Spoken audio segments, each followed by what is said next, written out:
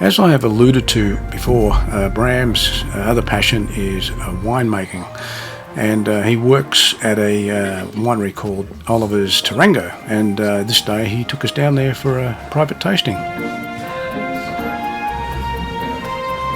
They built multiple on the property, but this one was about one of the only ones that stayed standing because it's got ridiculously deep foundation.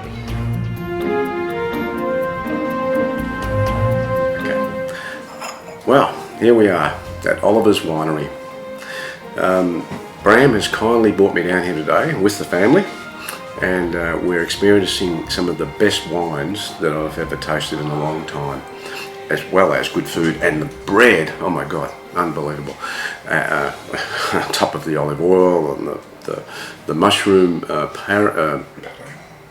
what do you call it? Pate. Pate, that's right. The mushroom pate. There you go. Glenn's having a reach in to turn my. Just to get around. He's putting the logo on there. No, look, this is a great day. It's something really special. I'm really enjoying it. So thanks, Bram. We're here at Olivers. I'm going to do the winter taste of Taranga. It's just to have a little look at some of the stuff that Olivers does here, because we do a lot of different wines. But we change it every season, just to, well, honestly, whatever we've actually got in stock, because we're always out of stock. But no, we've got some new releases today. These have only been out for a little bit over a month. Got the new blend on the Chica Rosé and one of my favourite whites here, the Vermentino. So yeah, poured first the Vermentino. So it's the variety originates from the island of Sardinia, off of Italy. There's really not a whole lot of it around, but this vintage I particularly like because it's got Gewürzy sort of lycheyness to it. The Chica Rosé, this used to be the Chica Mencea Rosé when it was 100% Mencea, so Olivers was the first, they were the ones to bring Mencea from Spain to Australia and plant it in Australia. And it's typically made into a red wine. It's a red grape, but with the red we make out of it, we didn't even get to put it on tasting before we'd sold all of it. Like, I don't think it was even available for more than 3 months before it was all gone. So they've had to put 50% Shiraz in the rosé now so that we can get some more Mencea. Oh, so we've still got Mencea. It's a 50-50, or it's like a 55-45. I've got the spec sheet at the bar, but anyway, it's close enough. Yeah, but still got some Mencea, so you might taste it. Oh yeah, definitely. Yeah. And the style with this one is not that Provence style, the real light acidic style. It's more almost like an old school Aussie rosé, those sweet strawberries and cream rosés. Next section of the tasting is that lovely transition from that red berry spectrum you get from Grenache into something more purple fruited. And the first one is a celebration of Bryony. She's the younger cousin of Karina. And so to celebrate her each year, we do a field blend red. So it could be a combination of 2, 3, or even 4 varieties. And it's a stylistic approach to making the wine. So Karina doesn't want to age the fruit in barrel for too long, a bit like the Grenache you just enjoyed. Within sort of 10 months, it's in bottle. So the big difference though is that generosity of flavour coming from varieties in here like Shiraz, Mataro, and for the version here we've chosen the Portuguese variety Touriga Nacional, which is really floral and really lifted and bright, and the fruits very, very refreshing. It's a variety that the Beaumet really never extends beyond 13.5 or so. So it sort of sits on that Beaumet and gets all this ripeness of flavour without necessarily the sugars exploding in terms of Beaumet. So a lovely addition to this particular blend. So more of a stylistic wine, drink it in the moment. The second to present next to it is the second of the original varieties, which is Shiraz. and we love Shiraz, as you can imagine, growing it for 184 years. So what it is, it's the family's decisions, particularly post-Second World War, to transition the farm from a permaculture property into a viticultural property. And the person who really had the belief that that was the future for the family was Karina and Bronnie's grandfather, HJ. So as he came back from his services, his father, Robert, had been really surviving on preserving fruits and pre-tractor era still breeding Clydesdale horses as a main income for the property rather than premium grapes. So a lot of the original vines were getting quite old, but he didn't put the ability, or he didn't have the ability because he didn't have the manpower around him to manage them to the highest level.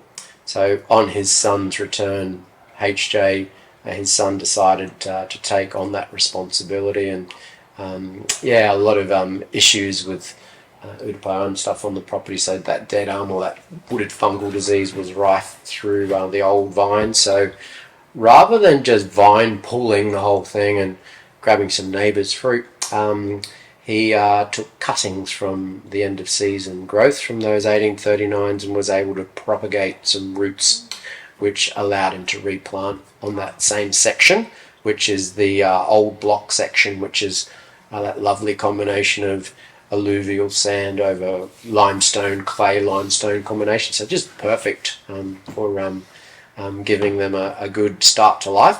So so this is all of the 11 blocks that he planted post 1948. So there's quite a few of them, and there's different clones, including the Tabilk clone from Victoria that the family was able to plant on the property. On the higher ground where we go away from sandy loam into areas where you've got a little bit more ironstone, a little bit more sites where in the past it was just shallow cropping, things like barley or something just as a seasonal crop, and it works pretty well up on the far side, the high side of Taranga, the Tabilk clone. And most importantly, it gives Karina a really broad base of flavours from that variety with those different clonal influences on Taranga, and the diversity of lithology is good. So you get like a real blueberry spectrum from the Tabilk clone. It's a very important clone of Shiraz on the farm. They took cuttings off the Shiraz that they planted back in the 1840s, did those clones, and then replanted those clones in 1948, and they're the oldest vines on the property. It wouldn't be a very big area. I think it'd be an acre or two, maybe. But I guess the big thing about that block is it's A grade, A plus grade Shiraz, more years than not, and there was actually 3 years in a row where Penfolds bought some of that block at something like 15,000 a ton, where grapes are normally like 2,000 a ton to go into Grange. Yeah. So it's very, very high quality Shiraz. And when you go out in that other room, that soil profile on the wall, that's from that HJ block. Oldest vines on the property, and of course original clones of those first Shiraz that they planted. So keeping the lineage going. So Bram has just told us the story. Yeah, good. Yeah. Very good storyteller. Yep. The nice part about any experience is, I guess, more telling people what they should taste or anything, but to share the reason behind the wine and why it is how it is. So that's what we like to try and capture in a conversation. Yeah. Well, it's hard, isn't it? It's about finding the right time. Tell us what Bram's really like here. Bram's great.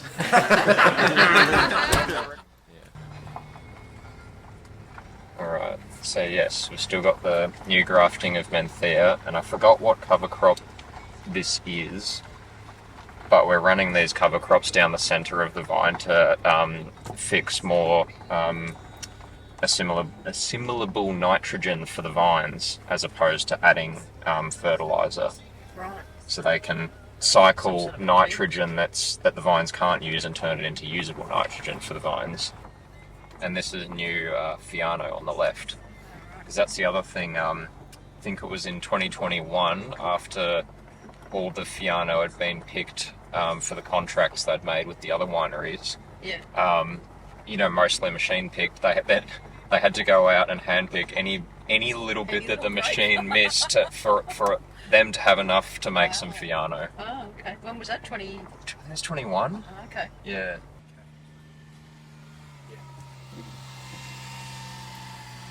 What? Oh, right in your way. Oh well, each thought that counts. I highly recommend a trip to this winery in McLaren Vale, and like me, you'll probably want to sign up to their wine club, as their wines are just second to none.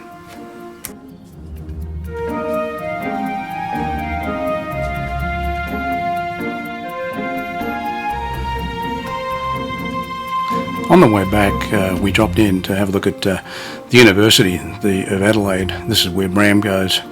It's really hard to believe that this is actually a university. The grounds are just spectacular.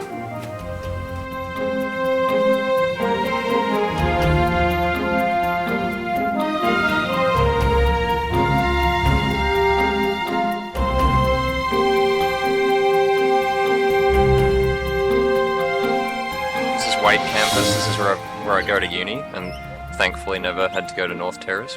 Cafe there, we've got the library here that I've never visited. Charles Hawker buildings down there where we do tastings and a couple lab things, did a bit of distilling over there. And then the big lecture halls in there. We've got a fancy new tasting room that they only finished last year, which is a lot better than the one we had. Really nice. Then I arrived back to my apartment with a glorious sunset. Fantastic Adelaide.